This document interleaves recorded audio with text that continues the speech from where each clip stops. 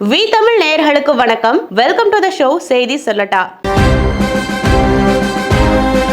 India இலங்கை இரு நாடுகளுக்கு இடையேயான நல்லுறவை பிரதிபலிக்கும் விதமாக கட்டப்பட்டதுதான் யாழ்ப்பாணம் கலாச்சார மையம். இந்தியாவின் பொருளாதார நிதி உதவியோடு கட்டப்பட்ட இந்த யாழ்ப்பாணம் கலாச்சார மையம் மொத்தம் 11 தளங்களை கொண்டிருக்கு. இதுல 600 பேர் அமரக்கூடிய வகையில திரையரங்குகளுடன் கூடிய அரங்கம் ஒண்ணு இருக்கு. இது இல்லாம திறந்தவெளி மைதானம், கணினி நூலகம், இப்படி பல்வேறு நவீன அம்சங்களோட இந்த கலாச்சார மையம் கட்டப்பட்டிருக்கு. அது மட்டும் இல்லாம இந்த கலாச்சார மையத்துல இந்தியா இலங்கை நாடுகளுக்கு இடையேயான அந்த உறவை காட்சிப்படுத்தும்படியான சில கல்வெட்டுகளும் பழங்கால படிமங்களும் காணப்படுது. இந்த யாழ்ப்பாணம் கலாச்சார மையம் கடந்த 2015ஆம் ஆண்டுல இதற்காக அடிக்கல் நாட்டப்பட்டது. இந்திய அரசு, இலங்கை அரசு, யாழ்ப்பாணம் மாநகர சபை இது மூன்றோட முத்தரப்பு ஒப்பந்தத்தின் அடிப்படையில இந்த யாழ்ப்பாணம் கலாச்சார மையம் நிறுவப்பட்டுச்சு. இந்தியாவின் பிரதமர் நரேந்திர மோடி மற்றும் இலங்கையின் அப்போதைய பிரதமராக இருந்த ரணில் விக்ரமசிங்கே இவங்க இரண்டு பேருமே சேர்ந்துதான்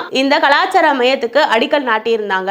இந்திய அரசாங்கத்தின் முழுமையான நிதியுதவி திட்டத்தின் கீழே இந்திய மதிப்புல சுமார் 12 மில்லியன் அமெரிக்க டாலர் செலவுல கட்டப்பட்டதுதான் இந்த யாழ்ப்பாணம் கலாச்சார மையம். இதற்கான பணிகள்லாம் 2020ஆம் ஆண்டிலேயே கிட்டத்தட்ட முடிஞ்சாலும் சில காரணங்களால இந்த கலாச்சார மையம் பயன்பாட்டுக்கு வராம திறக்கப்படாம இருந்தது. இந்த கலாச்சார மையத்தோட கட்டுமான பணிகள் நிறைவடைஞ்சாலும் அதுல அந்த நிர்வாகத்திற்காக பணியாளர் சேர்க்கை, தொலைத்தொடர்பு சாதனங்கள் வாங்கி வைக்கிறது, இது போன்ற அந்த பணிகளுக்கெல்லாம் நிதி நெருக்கடி அப்படிங்கிறது இருந்ததால இலங்கை அரசு இந்த யாழ்ப்பாணம் கலாச்சார மையத்தை பயன்பாட்டுக்கு கொண்டு வராம இதற்கான அந்த திறப்பு நிகழ்வை கிடப்பில போட்டிருந்தது. அதற்கு பிறகு இந்த கலாச்சார மையத்தோட நிர்வாக பொறுப்பு அப்படிங்கிறது இந்த நிதி நெருக்கடியால இங்க ஆட்களை நியமிக்க முடியலன்ற பட்சத்துல ராணுவத்துக்கிட்ட ஒப்படைக்கப்படுது. ஆனா இதற்கு பிறகு கடந்த 2021ஆம் ஆண்டு ஜனவரி 26ஆம் தேதி இலங்கை அரசின் பாரம்பரியம் மற்றும் கிராமிய கலைகளுக்கான துறை அமைச்சரோட செயலாளர், புத்த சாசன சமயம் மற்றும் கலாச்சார துறை அமைச்சரோட செயலாளருக்கு ஒரு கடிதம் எழுதுறாரு. அதுல குறிப்பிடப்பட்ட விஷயம் என்னன்னா, அதன் நிர்வாக பொறுப்பை மஹிந்த ராஜபக்சேவோட முதன்மை நிர்வாகி சுஜித் பாலச்சந்திரா கிட்ட கொடுக்கிறதாக அந்த கடிதத்துல குறிப்பிடப்பட்டிருந்தது. ஆனா இது குறித்து இந்திய அரசு எந்த ஒரு கருத்தும் தெரிவிக்கல. மேலும் இலங்கை தமிழர்களாலேயோ அல்லது இந்தியாவின் அதிகாரிகளாலேயோ எந்த ஒரு நிறுவனமும் இலங்கைக்குள்ள நிறுவப்படுறத ராஜபக்சே அரசு தடுத்து நிறுத்திட்டு தான் இருந்திருக்குன்னு மறுமொழி அப்படிங்கிற ஒரு இதழ்ல செய்தியா வெளியிட்டிருந்தாங்க. இதே போல கடந்த 2020ஆம் ஆண்டுல திறந்து வைக்கப்பட்ட பலாலி விமான நிலையத்தையும் இலங்கை அரசு அகற்றி அதை தெற்கு இலங்கைக்கு மாற்றி அமைச்சது. அப்போது கூட இதுக்கு இந்திய அரசு எந்த விதமான ஒரு எதிர்ப்பு கருத்தும் தெரிவிக்கலன்னு அந்த மறுமொழி இதழ்ல குறிப்பிடப்பட்டிருந்தது. இப்படியான சர்ச்சைகள் இது தொடர்ந்து இருக்கும்போது கடந்த 2023ஆம் ஆண்டுல இந்த யாழ்ப்பாணம் கலாச்சார மையத்தை அப்போதைய இலங்கை அதிபராக இருந்த ரணில் விக்ரமசிங்கே மற்றும் இந்தியாவின் மத்திய இணையமைச்சர் எல் முருகன் ஆகியோர் திறந்து வச்சாங்க. இப்படி இருக்க இந்த ஆண்டு கடந்த ஜனவரி 19ஆம் தேதி இந்த யாழ்ப்பாணம் கலாச்சார மையத்திற்கு திருவள்ளுவர் பண்பாட்டு மையம் அப்படின்னு பெயர் மாற்றி சூட்டப்பட்டது. ஏற்கனவே திருக்குறளையும் திருவள்ளுவரையும் முன்னிலைப்படுத்தி உலக நாடுகளுக்கு அவற்றோட புகழை பரப்பணும் அப்படிங்கிறது மத்திய அரசு எடுத்து வைக்கிற ஒரு நகர்வா இருக்கு. பிரான்ஸ் நாட்டின் சர்ஜி நகர் உள்ளிட்ட வெளிநாடுகளின் பல பகுதிகளில் திருவள்ளுவரோட சிலை நிறுவப்பட்டு அவருடைய புகழ் பரப்பப்படும் அப்படின்னு மத்திய அரசு இதற்காக தொடர்ந்து முயற்சி செய்துட்டு வருது. இது மட்டும் இல்லாம ஐநா சபை போன்ற உலக அரங்குகள்ல திருக்குறளை எடுத்துக்காட்டி பேசுறதும் தமிழ் இலக்கிய வரிகளை குறிப்பிட்டு பேசுறதுமா இன்னும் ஒருபடி மேல போய் திருவள்ளுவர் தினத்துக்கெல்லாம் தமிழக ஆளுநர் ஆர்.என். ரவி திருவள்ளுவருக்கு காவி உடை அணிந்தது போல ஒரு புகைப்படத்தை வச்சு அதை வழிபட்டு அப்போ திருக்குறளை பற்றி பேசி இது மாதிரியான செயல்கள்லாம் தொடர்ந்துட்டு தான் வருது. இது போன்ற விஷயங்களை மத்திய அரசு அவ்வப்போது செய்துட்டு வருது.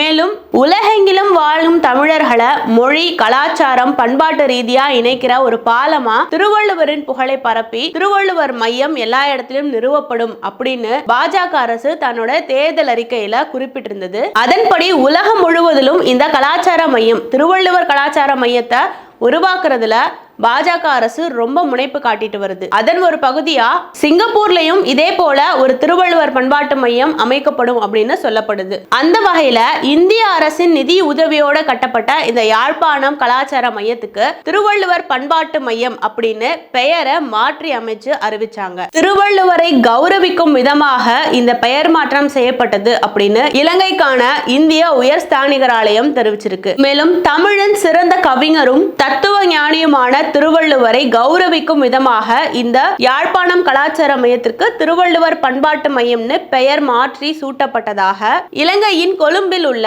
இந்திய தூதரகம் தனது எக்ஸ் தளத்துல பதிவிட்டிருந்தது. மேலும் இந்த கலாச்சார மையத்திற்கு திருவள்ளுவர் பண்பாட்டு மையம்னு பெயர் சூட்டப்பட்டதை வரவேற்பதாக இந்திய பிரதமர் நரேந்திர மோடியும் குறிப்பிட்டிருந்தார். அவர் சொல்ற விஷயம் என்னன்னா, இந்தியாவின் நிதி உதவி திட்டத்தின் கீழ் இலங்கையில் அமைக்கப்பட்ட இந்த யாழ்ப்பாணம் கலாச்சார மையத்திற்கு திருவள்ளுவர் பண்பாட்டு மையம்னு பெயர் சூட்டினதை வரவேற்பதாகவும் இது திருவள்ளுவருக்கு மரியாதை செலுத்தும் விதமாக மட்டுமில்லாமல் இந்தியா இலங்கை இடையிலான ஆழமான கலாச்சார மொழி வரலாற்று மற்றும் நாகரீக பிணைப்புகளுக்கு இது ஒரு சான்று அப்படின்னு சொல்லி தனது எக்ஸ் தளத்துல அவர் பதிவிட்டிருந்தாரு. ஆனா இங்க இருக்கக்கூடிய இந்திய அரசு இதை வரவேற்றாலும் இலங்கையில் இருக்கக்கூடிய தமிழர்கள் தரப்பிலிருந்து இதற்கான எதிர்ப்புகள் கிளம்பினுச்சு. அந்த யாழ்ப்பாணம் கலாச்சார மையத்துல யாழ்ப்பாணம் அப்படிங்கிற அந்த வார்த்தையை நீக்கிறது மூலமாக அங்க இருக்கக்கூடிய தமிழர்களின் உணர்வோடு கலந்த ஒரு விஷயத்தை நீக்கிறது மாதிரி இருக்கு அப்படின்னு சொல்லி இதற்கு பல எதிர்ப்பு விமர்சனங்கள் கிளம்பினுச்சு. யாழ்ப்பாணம்ங்கிறது தமிழர்களின் உணவோடு கலந்துட்ட ஒரு விஷயம்.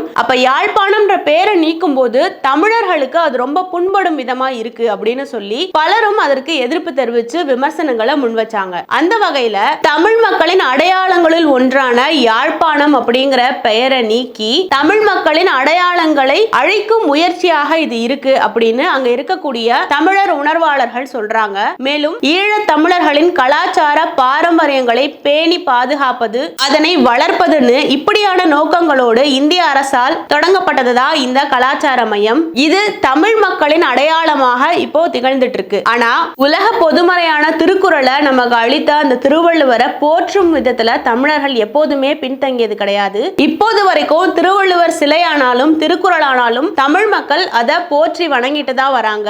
இருந்தாலும் இலங்கையின் வடக்கு மற்றும் கிழக்கு பகுதிகளில் வாழும் தமிழர்களோட உணர்வோட ஒரு விஷயமா கலந்துட்ட இந்த யாழ்ப்பாணம் அப்படிங்கிற பேரு அதுல இருந்து நீக்கப்பட்டிருக்கிறது தான் மறைமுகமான அரசியல் தலையீடுகள் இந்த இடத்துல இருக்குமோன்னு சந்தேகிக்க வைக்குது அப்படின்னு இலங்கையின் முன்னாள் அமைச்சராக இருந்த டக்ளஸ் தேவானந்தா குறிப்பிட்டிருக்காரு. மேலும் இது தொடர்பா இலங்கையின் கடல் தொழில் அமைச்சர் ராமலிங்க சந்திரசேகர் தன்னுடைய அதிருப்தியை தெரிவிச்சிருக்காரு. அவர் சொல்றது என்னன்னா, யாழ்ப்பாணம் திருவள்ளுவர் பண்பாட்டு மையத்தின் பெயர் பலகையில தமிழ் மொழிக்கு 3வது இடம் கொடுக்கப்பட்டிருக்கிறது ரொம்ப வருத்தத்துக்குரிய ஒரு விஷயமா இருக்குன்னு சொல்றாரு. யாழ்ப்பாணத்துல நடைபெற்ற ஒரு நிகழ்ச்சியில அவர் பேசும்போது, இந்திய அரசு நிதி பங்களிப்போட இந்த கலாச்சார மையம் திறக்கப்பட்ட போது அந்த நிகழ்ச்சியில நானும் கலந்திருந்தேன். ஆனா புதிதாக மாற்றப்பட்ட அந்த பெயருக்கான திரையை விளக்கும் போதுதான் எனக்கு ஒரு விஷயம் மனசுல பட்டது. என்னன்னா, அதுக்கு திருவள்ளுவர் கலாச்சார மையம்னு அதுக்கு பெயரிடப்பட்டது.